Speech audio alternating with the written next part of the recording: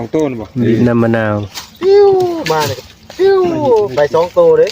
ไปเดือนนึงปิ้งแล้วแม่นั่นเผาไหมไอ้บังตัดไม้เสียบป้อปานเวียนไฟมันตัวใหญ่แหละคือเกมมันนะนี่ปลาหางแดงเวียนไฟปะโดกูมักกับบุญมีเลยแซ่บดีอ้าวไอ้ต้องยิง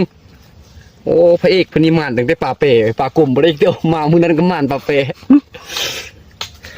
คนคือยิ่มักนี่อยู่คนคือยังวันหลุดฮะหักบ่ซอดนะวันเดียวนี่คือนัดเสริมสยางสองสิ่งนี่เขาบักดานี่เขาบักกัน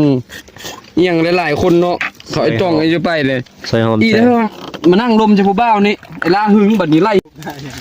ลืมเด็ดถึงปลาโดกลางเลยในทุ่งเลยพวกกันปลาใหญ่เนี่ยก็มันกระดูกเขาเกินกระดูกแค่นั้นเนาะลงแม่ปลาตัวเยอะกินปลาดุกยังว่าได้กินทอดปลาดุกกินทางกระดูกปลากลางหมูปลาสะดูไฟใหม่โทรศัพท์นะเนาะตัวนี้มันแหมพุด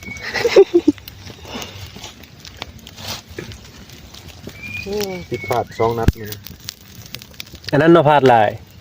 มึกดาหานัดอันนี้ซอยเผ็ดโอ้ยไก่จับมือบูรูดแน่นอนให้คุยมึงปลาซ่อนมึงวะซ่อนได้เลยได้เลขเงินได้เล่นจู้เขาสตรีมเกมได้เงินหลายพริกป่นปลาใส่เบิดเลยนะมึงบ้าป่ะปลาคิวเบื่อพอแล้วสินะกูยันนักก็ต่ำหุ่งเจอข้าวคั่วลงไปล้างแบบล้างเลยนวดอันมันม้วนเที่ยวแล้วเนื้อดูอันเนื้อเด่นอันกี่มือใช้เบิดเลยบ่นี่ให้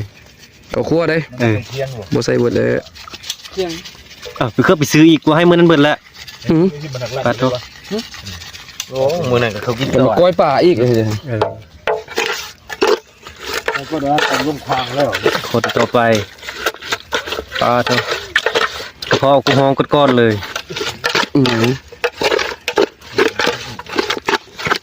เบมี่